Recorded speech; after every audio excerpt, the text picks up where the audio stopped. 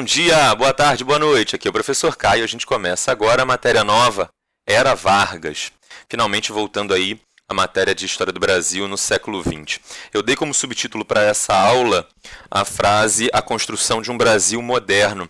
E, de fato, durante o período de 15 anos durante o qual Vargas vai governar o Brasil, de 1930 a 1945, Getúlio Vargas vai promover uma enorme modernização das estruturas econômicas, políticas e sociais do Brasil. A gente pode gostar ou não gostar do resultado daquilo que Vargas fez. O que a gente não pode negar é que Vargas, de fato, vai ter um impacto incontornável na história do Brasil no século XX.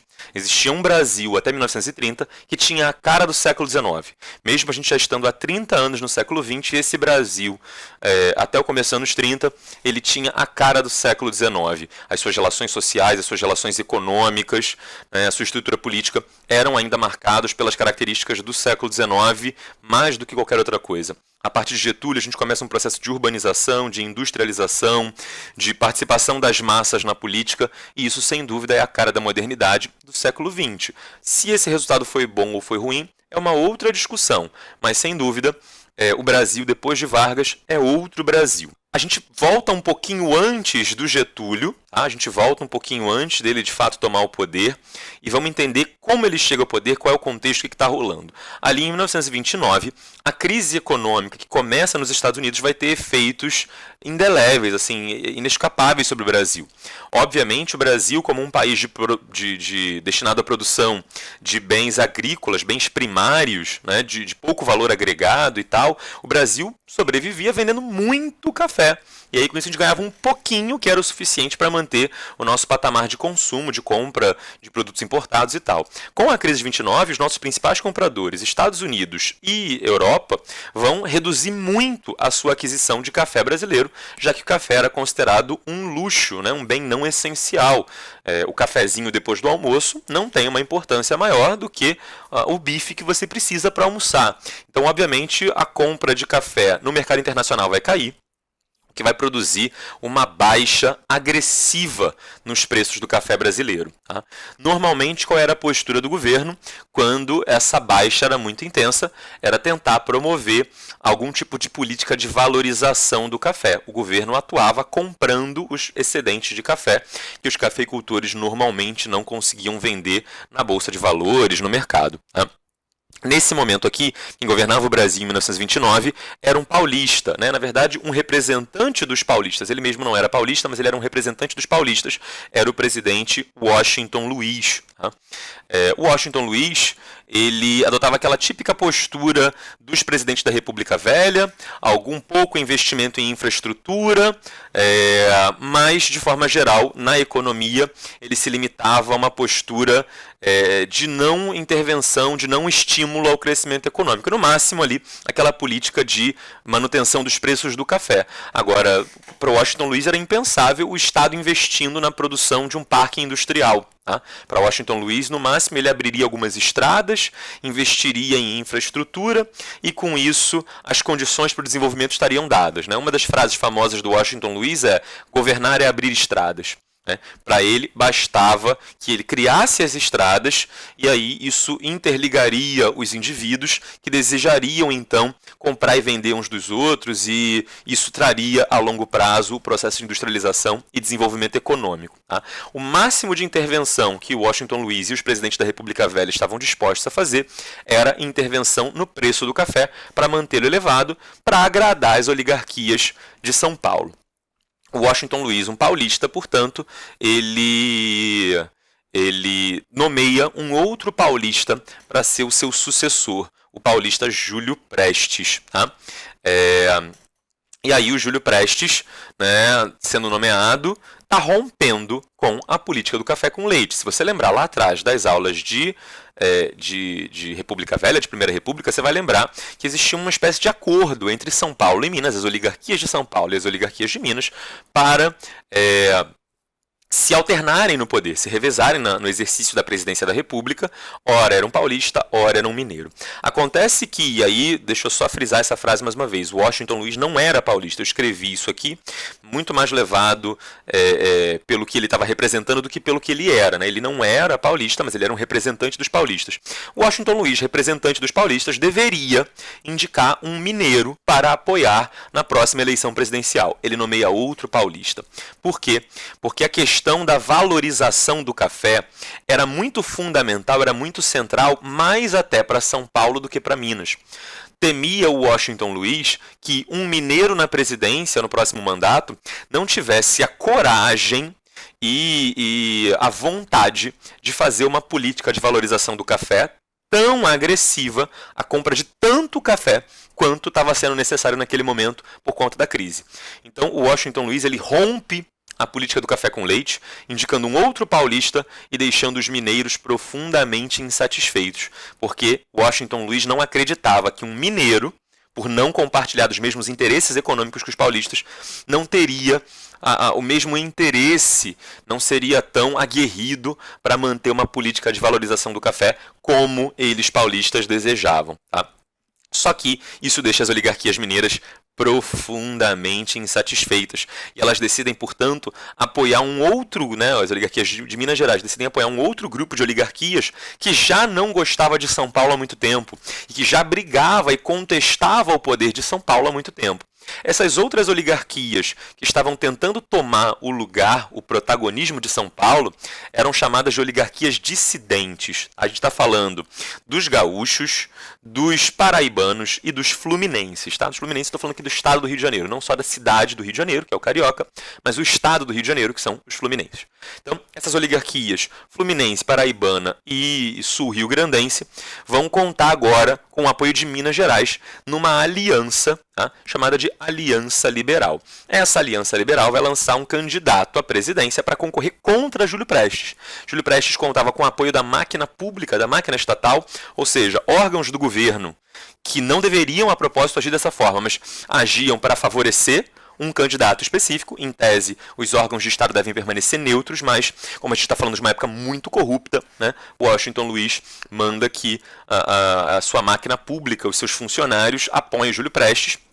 E a gente vai ter todo aquele procedimento de corrupção, de fraude eleitoral que acontecia lá na República Velha, que a gente já conhece, que era típico. Não que a Aliança Liberal não tenha feito esse mesmo tipo de estratégia, né? Não que as oligarquias gaúchas não tenham realizado fraude no Rio Grande do Sul para favorecer Getúlio Vargas. Não que as oligarquias paraibana, ou fluminense, ou mineiras não tenham também feito a mesma coisa para prejudicar São Paulo. Tá?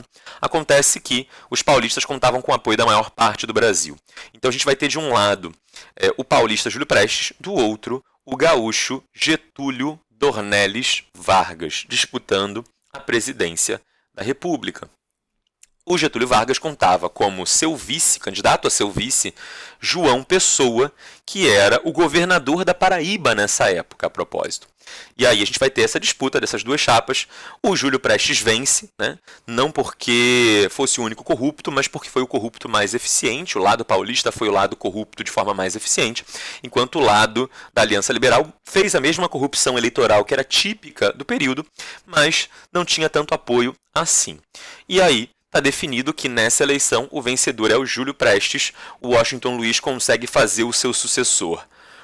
Porém, e esse é o grande problema, mesmo com as acusações de fraude e tal, a coisa começa a virar mesmo, é quando o João Pessoa, o governador da Paraíba, é assassinado por um adversário político. A história é que esse adversário político do João Pessoa, ele tinha um alinhamento favorável mais ao Júlio Prestes. Ele tinha ali uma visão política e tal mais próxima do apoio aos paulistas. E o João Pessoa, como governador da Paraíba, tinha controle sobre a polícia, né, militar, a PM da Paraíba. O João Pessoa manda que a polícia faça uma incursão, faça uma investigação dentro do escritório desse seu adversário político, um escritório de advocacia. O seu adversário político era advogado. E tem um cofre lá dentro desse escritório, esse cofre é arrombado pela polícia, e o conteúdo do cofre é levado lá para a delegacia e tal. E quando vão olhar o conteúdo do cofre, perceberam cartas de amor desse adversário político de João Pessoa para uma das suas assim amantes, namorada, enfim, uma pessoa por quem ele tinha ali um afeto e tal, um relacionamento. Mas eles não eram casados, e isso na época era escandaloso. O que João Pessoa mandou fazer? Ele mandou que a imprensa pública, tá? Que os jornais públicos da Paraíba divulgassem o caso do seu adversário político tendo um escândalo amoroso.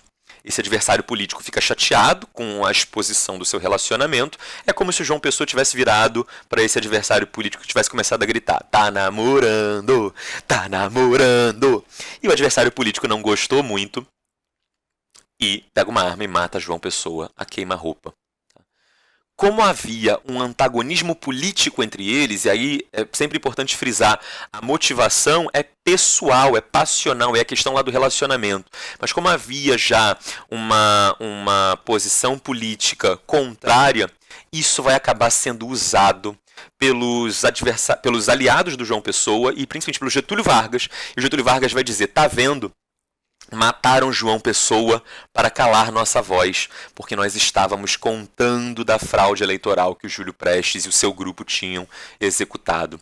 No final das contas, Getúlio Vargas apenas está usando a morte do seu amigo, né, ou do seu companheiro de aliança, para ter uma justificativa para dizer que estava sendo perseguido. Isso faz com que grupos de militares, principalmente tenentes, aqueles tenentes do tenentismo que a gente falou lá atrás na República Velha, esses grupos de tenentes que já estavam insatisfeitos com a República Velha, eles se mobilizam, eles apoiam Getúlio Vargas e esses grupos militares, junto com Vargas, iniciam uma marcha. Eles saem lá do Rio Grande do Sul marchando e vão se deslocando pelas vias férreas e tal, saindo lá do Rio Grande do Sul em direção a São Paulo. A ideia era atacar São Paulo, depois invadir o Rio de Janeiro, tomar a capital, o Rio de Janeiro, e decretar Vargas como presidente do Brasil. Estão vindo, tá? E quando chegam na fronteira com São Paulo, ali do Paraná com São Paulo, nesse momento, né, antes da primeira batalha decisiva, as Forças Armadas aqui no Rio de Janeiro, o alto comando militar, os comandantes do Exército, Marinha e Aeronáutica aqui no Rio de Janeiro, dão um golpe de Estado, tomam o poder, expulsam o presidente do Brasil, Washington Luiz, que é obrigado em 24 horas a ir embora do país, e eles, militares, assumem o poder provisoriamente. Vargas continua sua marcha, sabendo que agora o seu grande adversário, Washington Luiz, e o Júlio Prestes, mais ainda, não tem a menor condição de governar, e quando Vargas chega no Rio de Janeiro, ele recebe a faixa presidencial das mãos desse comando militar, dessa junta militar que deu um golpe de Estado.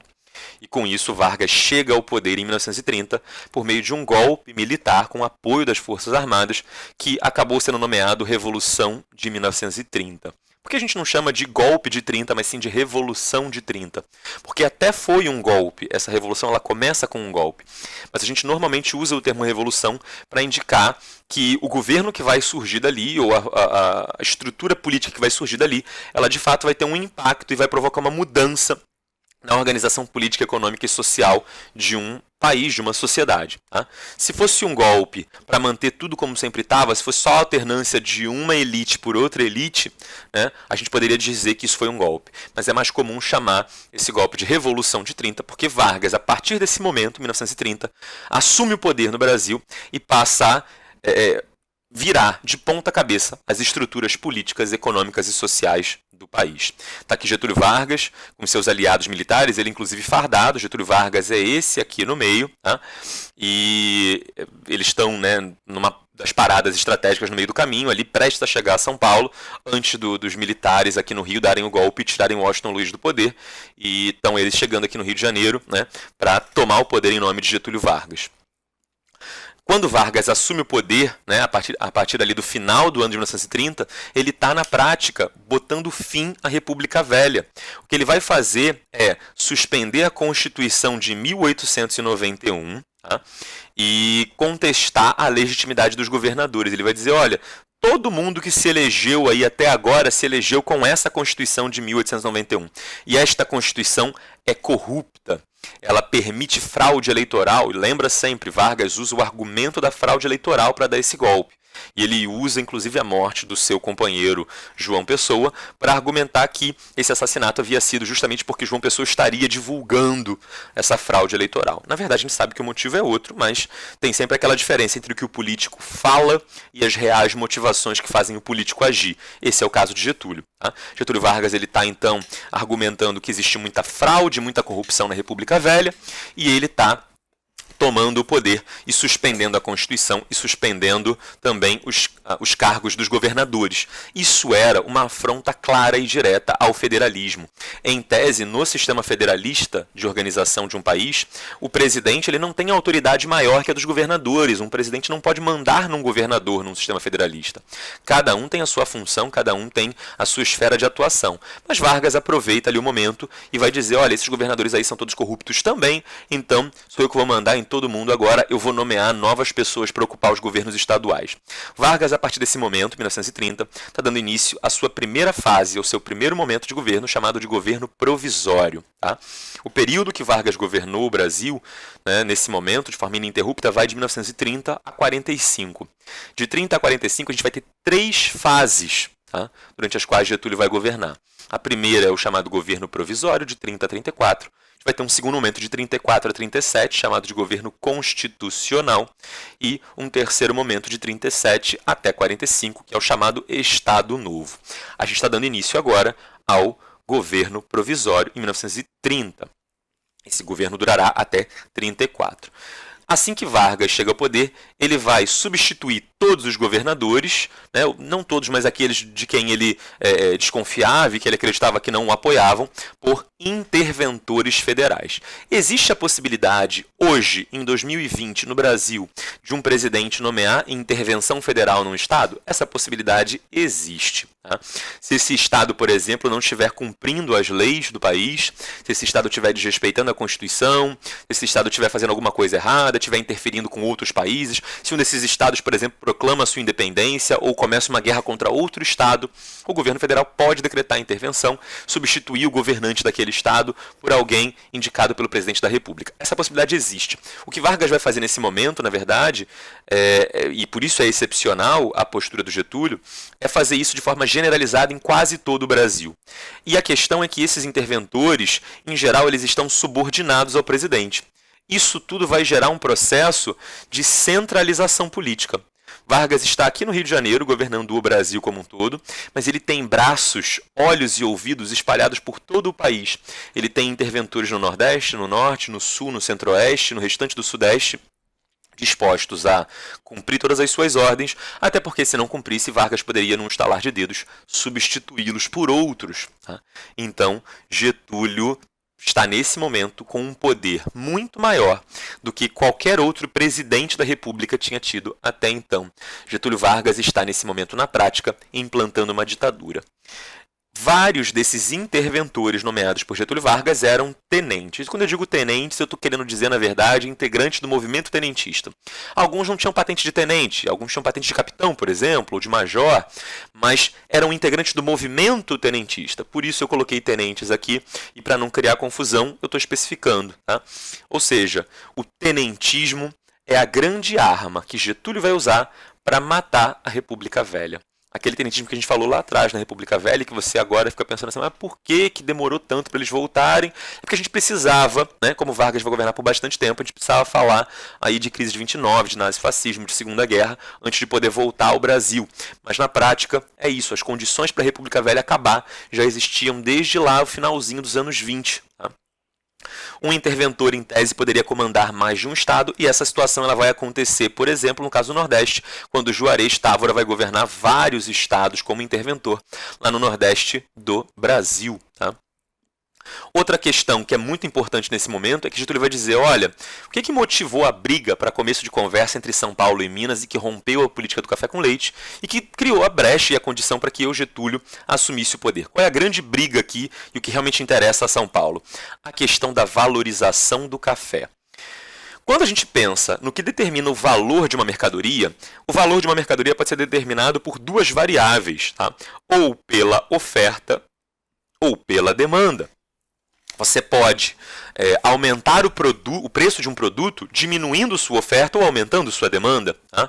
Ou, por outro lado, você também pode diminuir o preço de um produto, aumentando a sua oferta ou diminuindo a sua demanda. Tá?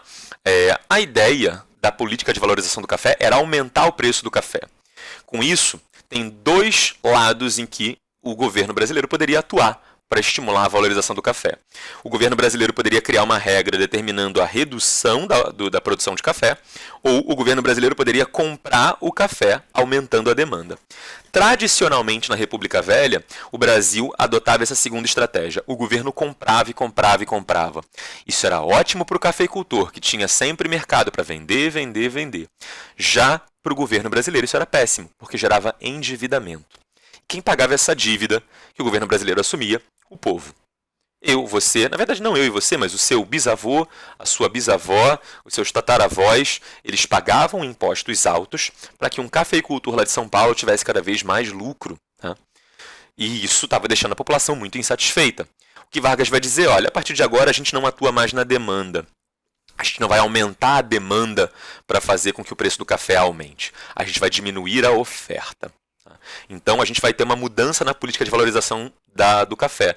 A gente passa a ter o controle da oferta e não mais da demanda. Tá? Para gerenciar tudo isso, Vargas vai criar o Conselho Nacional do Café, que vai dizer a Vargas o seguinte: olha, presidente, temos um problema. Tem tanto café, mas tanto, já acumulado ao longo dos últimos anos, que todo mundo fora do Brasil, quando pensa em comprar o nosso café, eles esperam. Eles esperam porque eles sabem que esses estoques que o governo brasileiro tem de café guardado, cedo ou tarde vão estragar. E que o governo brasileiro, para não deixar esse estoque estragar, vai precisar vender. Então, o fato de que a gente tem um estoque acumulado pronto para ser vendido em algum momento, faz com que ninguém lá fora do Brasil queira comprar o café. Porque eles esperam o momento em que esse café vai estar mais barato. E isso fazia com que a demanda caísse. Tá? A demanda caía porque ninguém que podia comprar, que queria comprar, comprava. Ficavam só esperando um dia no futuro, daqui a um mês, daqui a 2, daqui a 6, daqui a um ano, em que esse café cairia. E a Getúlio falou, então quer dizer que é o fato de ter um estoque de café que faz com que o preço do café não suba. Então eu vou queimar o estoque desse café. A ideia aqui era promover a destruição física desses estoques, era eliminá-los. Não tendo mais estoques de café guardado, o que Vargas está dizendo para o mercado, para a Bolsa de Valores e para a economia é o seguinte: se virem com o café que existe hoje. Não esperem que vá aparecer mais café magicamente do dia para a noite amanhã. O café que vai ser produzido é o que vai ser vendido. E é isso. Se eu plantei 1 milhão de pés de café, eu vou ter o equivalente a isso para vender daqui a X anos no futuro. Não tem um estoque guardado que de repente vai ser vendido do nada. A questão dos estoques ainda era complicada porque o governo brasileiro tinha que pagar aluguel de armazéns, o que era caro, para manter esses estoques lá guardados. Você vai me perguntar, Caio, essa é uma ideia meio burra, meio estúpida. Por que queimar esse café? Com isso você está fazendo com que esse produto seja eliminado, um produto que já foi produzido, que já teve gasto envolvido nele. Não seria melhor doar esse café como forma de caridade? E a minha pergunta para você é, se você ganhasse 300 quilos de café amanhã na sua casa, dado de graça pelo governo, você ia precisar comprar café semana que vem? 300 quilos. Você ia precisar comprar café mês que vem? Você ia precisar comprar café ano que vem? Você ia ficar anos da sua vida sem comprar um grão sequer de café. E se você não compra café, a demanda cai. E se a demanda cai, o preço cai. E se o preço cai, você não valoriza o café. Se Vargas desse o café de graça, o preço do café ia aumentar? Não, pelo contrário, ele ia diminuir. Se Vargas vendesse barato, o preço do café já ia estar caindo. Se ele desse de graça, portanto, o preço do café ia cair mais ainda. É por isso que Vargas precisava fazer a eliminação física desse café e não poderia doá-lo gratuitamente. Faz sentido? Mas não para por aí o conjunto das inovações que Getúlio Vargas vai promover. Além de mudar a estrutura política, além de mudar um aspecto econômico muito importante, Getúlio também vai criar uma legislação trabalhista. E a ideia dessa legislação trabalhista é um pouco no sentido daquilo que Mussolini, por exemplo, havia feito lá na Itália, né? Getúlio Vargas cria uma legislação trabalhista não porque ele fosse bonzinho, número 1, ou não porque ele fosse um esquerdista convicto, comunista, número 2. Getúlio Vargas cria uma legislação trabalhista porque ele sabe que uma legislação trabalhista é um bom cala-boca. Tá? É como se ele estivesse dizendo o seguinte para os trabalhadores: trabalhadores, vocês querem A, B e C? Toma, tô dando. Vocês têm A, B e C. Agora não podem mais fazer revolta. Agora não podem mais fazer greve. Agora não podem mais fazer nada. Tem que me obedecer e acatar tudo que eu mandar. Obviamente, tem uma face, né, uma faceta, um lado que é Vargas exercendo um poder sobre o movimento trabalhista. Por outro lado, também é uma legítima e genuína gratidão. Pessoas que lutaram a vida inteira para ter salário mínimo, direito a férias e repouso toda semana, e que ganham isso de repente, começam a ver isso quase como se fosse um prêmio, uma benesse, um presente dado pelo governante. Ora, que governante bacana, nos deu aquilo que a gente sempre pediu e nenhum anterior a ele deu. Olha que bacana, então a gente tem que ser leal e fiel a esse governante. E aqueles que não fossem fiéis e leais àquele governante de forma espontânea e voluntária seriam perseguidos ou se tornariam leais e fiéis a Getúlio Vargas na marra, à base da força. Tá? Então Getúlio Vargas vai criar uma série de leis trabalhistas logo agora no começo, assim que ele assume o poder no governo provisório. Ele vai criar, por exemplo, uma regra estabelecendo a jornada máxima de trabalho. Por dia, 8 horas, por semana, 48 horas. Se você fizer a divisão aí de 48 por 8, você vai descobrir que dá 6. Se você só pode trabalhar 8 horas por dia e no máximo 48 horas por semana, você só pode trabalhar 6 dias por semana. Isso significava que um dos dias da semana automaticamente virava repouso semanal. E esse repouso semanal seria remunerado. O trabalhador ganharia o equivalente ao que ele não trabalhou no domingo para poder ficar em casa no domingo. Além de receber férias remuneradas uma vez por ano, além de haver regulamentação de trabalho para menores, para mulheres. Por exemplo, Getúlio vai estabelecer uma idade mínima para que jovens pudessem trabalhar, para que crianças não pudessem ser forçadas a ir ao mercado de trabalho. Getúlio vai estabelecer, por exemplo, que menores de idade não podem ocupar trabalhos perigosos, trabalhos insalubres, trabalhos noturnos. Imagina, um garoto de 16 anos como vigia noturno de uma usina nuclear. Obviamente isso não é uma coisa positiva para a saúde e para a integridade física desse menor, não pode, né? Então, vai haver uma série de regulamentações ali, por exemplo, a estabilidade durante a gravidez, a mulher não poderia ser demitida quando estava grávida, né? A partir do momento que ela notificasse a empresa, olha, estou grávida, a empresa já não poderia mais demiti-la, né, dali para frente, até a criança ter nascido e depois a licença maternidade. Então, enfim, Getúlio está criando ali uma série de direitos trabalhistas. Além desse, ele também está criando alguns direitos previdenciários, um sistema de aposentadoria. O Brasil não contava, por exemplo, com uma aposentadoria geral para todos os trabalhadores. A gente tinha algumas aposentadorias esparsas. Algumas categorias profissionais, né, se não me engano, trabalhadores ferroviários, que trabalhavam em linha de trem, trabalhadores do cais do porto, os estivadores, algumas poucas categorias tinham direito à previdência, ou seja, a poder trabalhar pagando uma parte do seu salário por algum tempo para um caixa comum. E depois de alguns anos trabalhando, essa pessoa poderia ficar em casa recebendo remuneração, recebendo uma aposentadoria. Ou então, se essa pessoa ficasse doente, teria um auxílio doença, uma aposentadoria por invalidez em caso de um dano físico permanente que a impedisse de trabalhar, enfim. Vargas vai criar pela primeira vez no Brasil legislação trabalhista e previdenciária de forma mais ou menos universal. E eu digo mais ou menos universal porque ele não estabeleceu categorias específicas, X, Y ou Z. Ele estabeleceu apenas que esses direitos trabalhistas e previdenciários seriam destinados aos trabalhadores urbanos, fossem quais fossem os trabalhadores urbanos. Estavam excluídos os trabalhadores rurais e os domésticos. Os rurais, por um motivo simples, Getúlio não tinha nesse momento ainda poder suficiente para arrumar briga com todas as oligarquias rurais do Brasil. Getúlio não poderia arrumar briga com todos os coronéis do Brasil, porque esses coronéis todos poderiam se unir contra ele, em primeiro lugar. Além disso, trabalhadores domésticos no Brasil nessa época não eram uma realidade tão ampla, não era todo mundo que tinha condição de ter uma empregada doméstica, né, ou empregados domésticos. Isso era uma realidade muito delimitada, muito restrita. E Vargas não se preocupou em lidar com essa excepcionalidade. À medida que o tempo foi passando, a gente teve no Brasil uma redução do número de trabalhadores rurais e um aumento dos trabalhadores urbanos, que estavam protegidos, mas também tivemos um crescimento do trabalho doméstico. É só no século XXI, no terceiro milênio, tá, dos anos 2000 para cá, que a gente vai ter pela primeira vez uma legislação dando direito a trabalhadores domésticos, uma empregada, uma diarista, por exemplo, poder ter direito a férias, aposentadoria, salário mínimo, recolher para a previdência, ter auxílio saúde, estabilidade na maternidade, enfim, tá? Esse tipo de coisa não era garantido e facultado a trabalhadores domésticos até o começo do século XXI. Tá? Outra coisa importante é que Getúlio vai, nesse momento, criar o Ministério do Trabalho para promover a aplicação dessas regras e a Justiça do Trabalho para julgar infratores, ou seja, um empresário, um burguês, um empreendedor que não seguisse essas regras, que não respeitasse o direito de descanso dos seus trabalhadores, que não pagasse as férias remuneradas do seu trabalhador, enfim. Esse empregador poderia ser processado pelo trabalhador na Justiça do Trabalho, e a Justiça do Trabalho tinha uma série de regras ali que, em tese, visavam beneficiar mais o trabalhador para favorecer essa condição de um sujeito que está numa desigualdade. Né? O trabalhador é visto como um sujeito mais vulnerável, está numa posição mais fraca em relação ao patrão. O patrão pode demitir o trabalhador, mas o trabalhador não demite o patrão. Né? Então, ou se o trabalhador demite o patrão arruma outro e o trabalhador passa fome, né? Num caso de desemprego, enfim, numa situação adversa.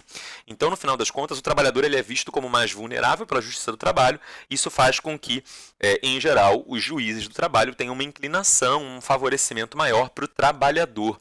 Isso significa que, por exemplo, é mais fácil para um trabalhador provar as suas alegações na Justiça do Trabalho do que se fosse na Justiça Comum, por exemplo. Né? Na Justiça Comum, as duas partes são consideradas absolutamente iguais. Né? Tanto o patrão quanto o empregador, eles têm o mesmo nível, ali, o mesmo patamar jurídico e ninguém tem que ser favorecido. Na Justiça do Trabalho se entende que o trabalhador é mais vulnerável, é o mais fraquinho da relação e ele tem que ter um certo favorecimento para compensar essa fraqueza que ele tem no mundo real, no mundo concreto. Tá? Além disso, também é criado nesse momento a chamada Carteira de Trabalho, um documento cujo objetivo era ser o suporte do contrato de trabalho. O contrato de trabalho é uma coisa muito curiosa, porque o contrato de trabalho não precisa ser assinado num papel, ou pelo menos em geral não precisava antes. Era muito comum, por exemplo, em situações, né, e eu vou dar um exemplo rural, né, porque é o exemplo que eu estou pensando mais fácil aqui, embora a carteira de trabalho não tenha beneficiado em nada os trabalhadores rurais, e esse exemplo acaba não sendo mais perfeito. Mas eu quero só te mostrar que um contrato de trabalho não necessariamente é um papel assinado entre um trabalhador e um patrão. Por exemplo, em certas regiões rurais do campo, é muito comum que na época da colheita, tá, um grande fazendeiro ele abra a porteira da fazenda e os trabalhadores pobres da região simplesmente vão até a fazenda, colhem, entregam a colheita para o capataz, lá, para o funcionário responsável pela fiscalização e recebem um ordenado, um valor ali do dia. Né? Ó, você colheu aqui uma área do meu campo, então toma aqui R$ 200 pelo dia de hoje, ou R$ 100, ou seja lá quantos forem os reais. Né? Mesmo que esse patrão não conhecesse aquele trabalhador até o momento exato do pagamento, mesmo que eles não tenham trocado uma palavra sequer um com o outro, né, há ali uma relação de trabalho. Tá? Então, é muito difícil, às vezes, provar esse tipo de relação de trabalho. Você precisa de testemunha. Às vezes a testemunha tem medo de testemunhar e ser demitida também, porque normalmente as testemunhas são outros trabalhadores daquela mesma empresa. Tá? Então, para garantir uma facilidade no julgamento da Justiça do Trabalho, Getúlio Vargas vai criar a carteira de trabalho e estimular que as relações entre patrão e trabalhadores sejam registradas nesse documento. Embora, em tese, a gente possa ter relações de trabalho que não estão registradas nessa carteira de trabalho, isso é a regra, tá? Isso é o geral, isso é o que acontece na maior parte dos casos. E aí, na maior parte dos casos, fica muito fácil para o patrão e o trabalhador provarem, né, o que eles estão alegando. Né? O patrão fala, olha, eu assinei na carteira dele que eu ia pagar R$ 1.500 por mês e não 5.000. Né? E aí o trabalhador tem que apresentar a carteira de trabalho, dizer, olha só, realmente era 1.500, né? Ou pelo contrário, às vezes o patrão fala, não conheço esse cara, nunca assinei carteira de trabalho dele, não sei quem ele é, nunca o vi. Isso seria muito difícil de provar que existe uma relação de trabalho ali. Com um documento por escrito, isso ficava muito mais fácil. Então Getúlio Vargas vai criar não só as leis trabalhistas, os direitos para os trabalhadores, mas as formas para a sua aplicação, seja o Ministério do Trabalho, a Justiça do Trabalho ou a própria Carteira do Trabalho. Bacana? Isso tudo vai fazer com que, número 1, a massa dos trabalhadores rurais no Brasil passem a apoiar diretamente Getúlio, Getúlio tudo ou nada, e, por outro lado, também, isso vai desmobilizar um pouco o movimento operário, né? Grandes movimentos sindicais, anarquistas, comunistas e tal que existiam no Brasil nessa época, ficam mais fracos, porque os trabalhadores pensam, bom, estou aqui dentro desse sindicato há vários anos e nunca ganhei nada, chegou esse tal de Getúlio aí, em meses me deu tudo que eu queria. Eu não preciso de sindicato, eu preciso apoiar Getúlio, né? Então isso enfraquecia o movimento operário também, isso era uma das intenções de Getúlio, obviamente. Outra mudança importante, muito relevante que Getúlio vai promover é a criação de uma legislação eleitoral. Tá? Na República Velha, quem é que fiscalizava se o processo eleitoral, se a votação tinha transcorrido normalmente? Quem é que avaliava se tinha havido ou não corrupção? A Comissão de Verificação de Poderes, tá? Ou Comissão Verificadora de Poderes, que era formada por políticos. E a gente sabe que nem sempre políticos são considerados pela sociedade as pessoas mais confiáveis. Muita gente dizia que era a raposa tomando conta do galinheiro. Muita gente dizia que colocar políticos para fiscalizar a eleição era como entregar uma barra de chocolate para uma criança e falar, olha, não come não, guarda para mim que amanhã eu venho buscar. Obviamente que isso não vai dar certo. E o político vai se aproveitar da sua situação ali para tirar vantagem. Para evitar que esse tipo de coisa continuasse acontecendo, Getúlio Vargas vai dizer, olha, a partir de agora, a apuração do processo eleitoral não será mais realizada por políticos, pela Comissão Verificadora de Poderes, porque eles são parciais. Eles têm interesse no resultado da eleição. Obviamente, eles vão manipular as eleições. Vou entregar, então, a avaliação do processo eleitoral para um juiz. O juiz ele não se elege, o juiz ele faz uma prova e vira juiz. Portanto, para o juiz tanto faz se quem ganha é o partido A ou o partido B. Para o juiz, o que vale é a lei. E a ideia é que em 32 fosse criada a Justiça Eleitoral para retirar de órgãos políticos a fiscalização do processo eleitoral e entregar essa fiscalização para órgãos jurídicos, já que órgãos políticos são manipuláveis, podem se corromper, e órgãos judiciais, em tese, tendem a ser mais idôneos, mais neutros, mais imparciais, em tese. Obviamente, no Brasil, claro, a gente sabe que existem casos de juízes que recebem suborno, propina, corrupção, tudo mais. Isso pode acontecer, mas, em tese, a ideia é que isso não seja a regra no judiciário, tá? Embora isso fosse considerado meio que a regra, o normal, no Poder Legislativo, na Comissão Verificadora de Poderes. Então, essa é uma das grandes intenções de Getúlio. Por fim, Getúlio vai também, nesse momento, garantir alguns direitos políticos muito fundamentais. Por exemplo, o voto no Brasil passa a ser secreto. Getúlio vai dizer o seguinte, olha, isso era uma proposta dos tenentes lá atrás. Getúlio vai dizer, olha, se o voto é aberto e o contrário de voto secreto não é voto, ou melhor, o contrário de voto aberto não é voto fechado, o contrário de voto aberto é voto secreto. Tá? Então, o voto era secreto ou aberto. Na época do voto aberto, era muito comum o voto de cabresto, era muito comum as chamadas eleições do cacete, eram muito comuns as manipulações, a eleição a bico de pena, enfim, uma série de situações nas quais havia manipulação eleitoral por um coronel da elite local, da oligarquia local. Agora, com o voto sendo secreto, o eleitor ele não vai mais se deixar manipular ou comprar. Se um coronel na República Velha entregava um sapato para um dos seus eleitores ali do seu curral eleitoral, ele falava, olha, estou te dando o pé direito do sapato agora, o pé esquerdo eu te dou depois, quando você votar em quem eu quero. E aí, como o voto era público e aberto, o coronel fiscalizava para ver se as pessoas a quem ele deu presentinhos iam de fato votar em quem ele mandou. Agora o voto é secreto. Sendo secreto o voto, em tese, fica muito mais difícil do coronel saber se o seu eleitor cumpriu sua parte da barganha e se de fato votou no candidato que o coronel havia mandado.